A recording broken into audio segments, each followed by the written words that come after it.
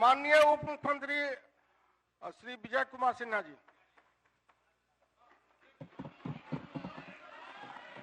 माननीय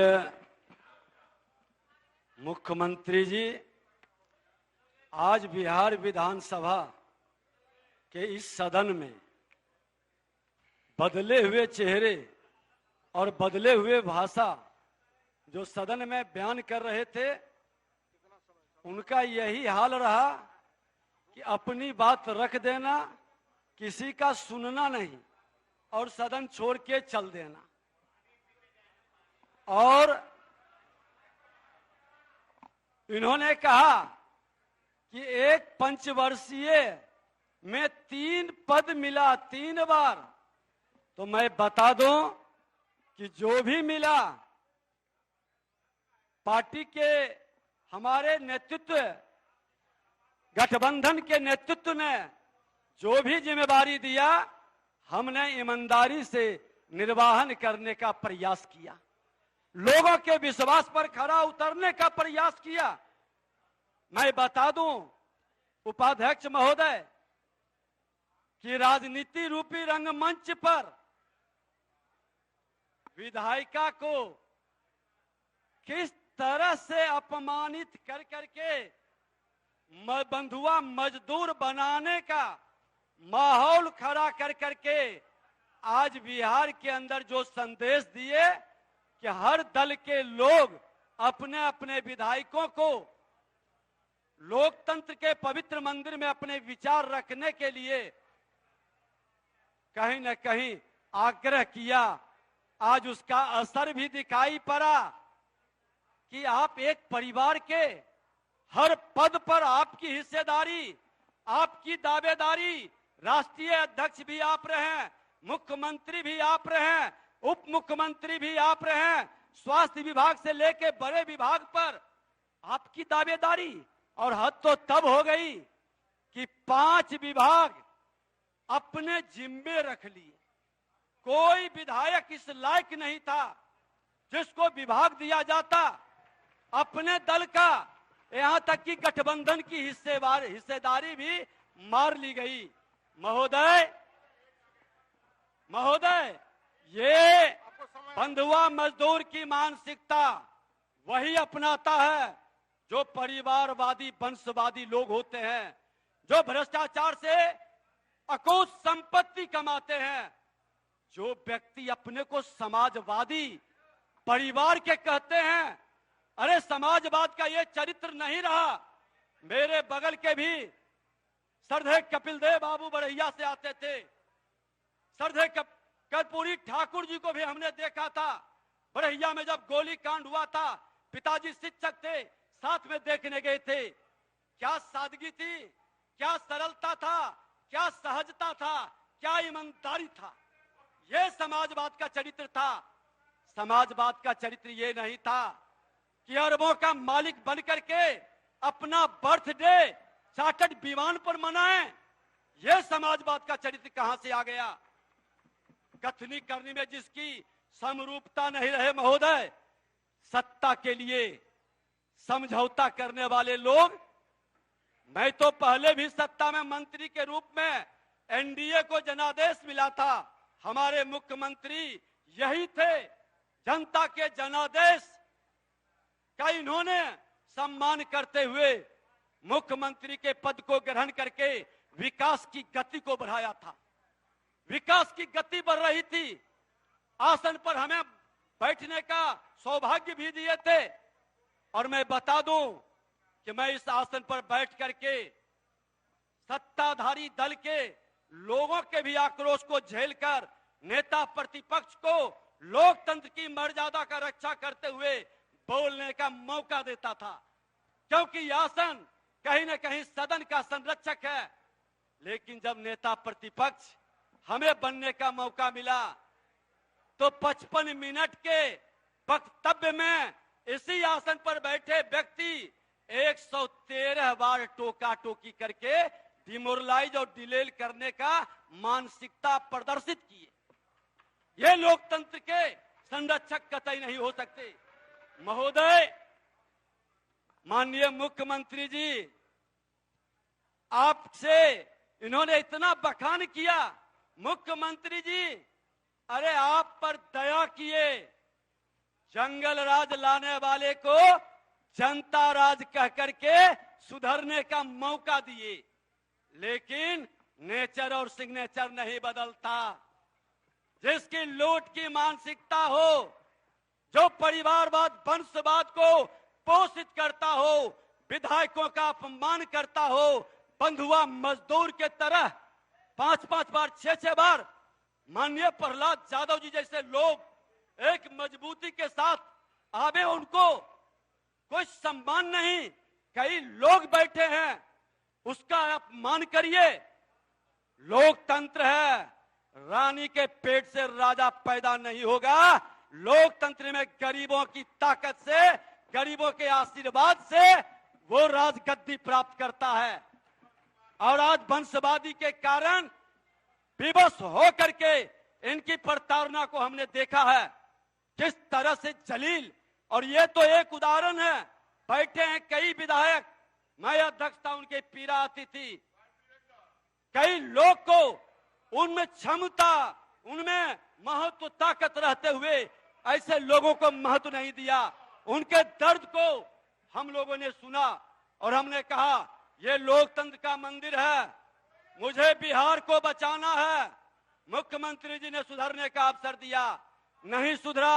यही आसन है नेता प्रतिपक्ष के नाते हमने आग्रह किया था मुख्यमंत्री जी से कि मुख्यमंत्री जी आपने जिसको सत्ता में लाने का अवसर दिया उसका नेचर नहीं बदला।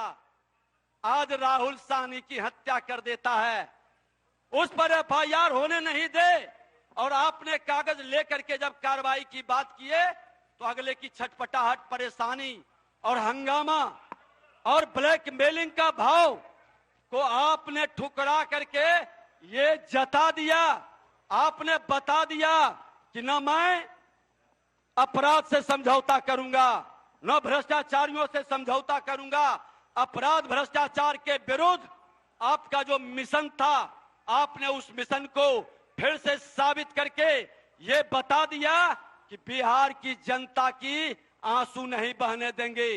जनादेश एनडीए का था, एनडीए तब भी सत्ता में थी, एनडीए आज भी सत्ता में है। और अध्यक्ष महोदय मैं बता दूं, अभी बोल रहे थे मैं जिम्मेवारी निभाऊंगा जनता के प्रति। अरे 5 वर्ष आपको नेता प्रतिपक्ष का अवसर मिला, आप बता दें कि नेता प्रतिपक्ष के रूप में कितने लोगों के आंसू पोंछने के लिए, क्योंकि विपक्ष की जिम्मेवारी होती है सरकार को सजग करना, जनता की आवाज को सरकार तक पहुंचाना। 500 दिन के सफरनामा विपक्ष में 341 बार लगातार हमने किसी न किसी जिले के अंदर लोगों की आंसू पोंछे और उसकी समस्याओं के लिए सरकार तक आवाज पहुंचाई, लेकिन आप नहीं कर पाएंगे क्योंकि आप तो सोने के चम्मच लेकर जन्म लिए हैं। आपको तो पूरी तरह से दो पूर्व मुख्यमंत्री का कहीं न कहीं एक अहंकार भरा है। माननीय उपाध्यक्ष महोदय, भ्रष्टाचार से करोड़ों संपत्ति अर्जित करने वाले लोग पर जब कार्रवाई होती है तो भ्रम फैलाते हैं माहौल को। अरे हम ईमानदारी से काम करेंगे, कोई भी आके जांच कर ले, कोई भी किसी तरह का हमसे प्रश्न पूछेगा हम जवाब देंगे, हम रोएंगे नहीं, भटकाएंगे नहीं। आज नियुक्ति के नाम पर घोटाला करने वाले, नियुक्ति के नाम पर जमीन लिखाने वाले, नियुक्ति के नाम पर प्रतिभा का हनन कर करके किस तरह से माहौल खड़ा किए, आज उस परेशानी को, उस झमेला को झेल रहे हैं। कहेंगे मैं बच्चा था, बच्चा थे तो इतनी संपत्ति आया कहां से, और जिसने आपको संपत्ति दे करके आपको बर्बाद करने की कहानी लिखा, आपने क्यों नहीं सत्य को बता देते। बिहार को बचाना है, बिहारी के गाड़ी, विकास की गाड़ी को बढ़ाना है। उपाध्यक्ष महोदय, आज हमारी सांस्कृतिक विरासत का अपमान किस तरह से किया जाता है। बार बार आस्था पर चोट किया जाता था, बार बार रामचरितमानस पर प्रश्न उठाया जाता था, बार बार सनातन के संतानों को अपमानित और कलंकित करने का खेल खेलता था। और आप सत्ता की मलाई खाने में इतने अंधभक्त हो चुके थे। मुख्यमंत्री जी बार बार रोकते थे कि किसी भी धर्म का अपमान नहीं होगा, लेकिन आप बार बार एक खास समुदाय के लोगों को अपमानित करने का हमारे आस्था के सबसे बड़े केंद्र बिंदु भगवान राम पर, रामचरितमानस पर प्रश्न उठा करके आपने सत्ता के लोलुपता को प्रदर्शित किया। क्या जिम्मेवारी आपने निभाया? महोदय, देश के प्रधानमंत्री माननीय नरेंद्र मोदी जी, देश के गृह मंत्री माननीय अमित शाह जी और राष्ट्रीय अध्यक्ष माननीय जेपी नड्डा जी ने और बिहार के मुख्यमंत्री नीतीश कुमार जी मिलकर के बिहार की दशा को, दुर्दशा को देख करके अपराध और भ्रष्टाचार जो जंगल राज वाले लोग गुंडा राज में तब्दील कर रहे थे, मैंने बार बार नेता प्रतिपक्ष के नाते आवाज उठाता था, माननीय मुख्यमंत्री जी से मिलकर बताता था, सड़क पर भी, सदन में भी, कि ये लोग त्राहिमाम मचा दिया है। और हम धन्यवाद देंगे मुख्यमंत्री जी को कि आपने संज्ञान लिया, आपने उसे बता दिया कि मैं अपराधियों से और भ्रष्टाचारियों से समझौता नहीं करेंगे। आज ऐसे लोग जब सत्ता से बाहर गए हैं तो उनकी बेचैनी झलक रही है। सत्ता में रहते हुए मौन थे, गौण थे। माननीय उपाध्यक्ष महोदय कहते हैं कि हमने किया। अब कंक्लूड। अरे बिहार के मुख्यमंत्री नीतीश कुमार जी का विजन था, भाजपा का, जदयू का, एनडीए गठबंधन का विजन था। 2005 से नियुक्ति की प्रक्रिया शुरू हुई। माननीय राज्यपाल महोदय ने भी उसको पढ़ा। आपका विजन क्या था? बहाली की प्रक्रिया। 15 साल जब मिला था शासन, तो चरवाहा विद्यालय से बाहर क्यों नहीं निकल सके? क्यों विद्यालय की स्थिति खस्ता कर दिए? क्यों व्यवस्था नहीं बना सके? कौन सा विजन था? नियुक्ति का मामला हो, जातीय गणना का मामला हो, मैं बता देना चाहता हूं कि जातीय गणना में ये बोल रहे हैं, है हिम्मत, खुला चुनौती देते हैं कि आपके 15 साल के जंगल राज में लोग पलायन के लिए विवश हुआ, लोग यहां से अपना कारोबार बंद किया, दूसरे राज्य में हमारा नौजवान प्रतिभा का सम्मान कराने के लिए मजदूरी करने पर विवश हुआ, निवेशक बिहार के अंदर नहीं आया। और जब आप सत्ता में आ गए तो जो निवेशक आया वो ठहर गया। आपका यही उपलब्धि है। आपने आज मुख्यमंत्री जी ने जातीय गणना के तहत आर्थिक और शैक्षणिक सर्वे भी कराया। 34% लोग, 94 लाख परिवार, 6,000 से कम आमदनी है। अब जहां 6,000 से कम आमदनी का हमारा बिहारी शांति। वहां पर ये चार्टर्ड विमान पर बर्थडे मनाते हैं। क्या यही समाजवादी का चरित्र था? महोदय, है हिम्मत तो 6,000 से कम आमदनी वाले को प्राथमिकता के आधार पर हर जगह, चाहे नौकरी हो, नियोजन में हो, या आपको उनको अनुदान में हो, रोजगार में हो, पहली प्राथमिकता में ये खुल करके साथ दें। गरीबों के प्रति जिम्मेवारी है। देश के प्रधानमंत्री जी ने साफ कहा कि कोई जातीय उन्माद नहीं चलेगा। 4 जाति है, गरीब है, किसान है, महिला है, युवा है। अरे गरीबों के प्रति हमदर्दी है, हर जात में गरीब है। आप उस जात के गरीबों के प्रति आप ईमानदारी से चलो। अपराधियों को, माफियाओं को आप संरक्षित मत करो। आपके राज में कितने अपराधी पैदा हुए थे जब जंगल राज था? हर नौजवानों के हाथ में हथियार देकर अपराधी बना दिया था। एनडीए की सरकार में एक भी नया अपराधी पैदा नहीं हुआ। जो अपराधी था उसे भी सुधरने का मौका मिला, उसे भी शांति से जीने का अवसर मिला। महोदय, ये लोग की करनी कथनी में कहीं से समरूपता नहीं है। मैं तो कहना चाहूंगा कि क्रेडिट की बात करते हैं, नो विजन है, नो नीयत है, नो नीति है, नो सोच है। आराम से बढ़े पले लोग जमीन पर लड़ नहीं सकते और जातीय उन्माद से सत्ता नहीं बदलेगा। हर बिहारी को अपमानित करने का काम किसने किया? हर बिहारी अपने को एक गाली के रूप में कैसे स्वीकारता है? मैं तो कहना चाहूंगा तमाम बिहार के लोगों को कि हर बिहारी सारे जातीय बंधन को तोड़ करके एक अच्छे लोगों की जमात बना करके फिर से बिहार के गौरव बढ़ाने के लिए, बिहार के मान सम्मान स्वाभिमान के लिए एक बार आगे बढ़े।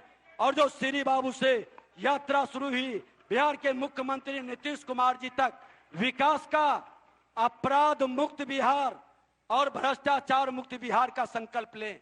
हम तो हर नौजवानों को आपके आसन से ही बैठे थे, मुख्यमंत्री जी ने शुरुआत किया था और कहते मुख्यमंत्री जी क्रेडिट नहीं, अरे हम तो आसन से जब जब कहे कि मुख्यमंत्री जी प्रधानमंत्री आना चाहते हैं, मुख्यमंत्री जी राष्ट्रपति को लाना चाहते हैं, लोकसभा अध्यक्ष को इन्होंने बढ़ करके मदद किया था, सहयोग किया, तो उत्साहित करते हैं कि करो ऐसा अच्छा काम।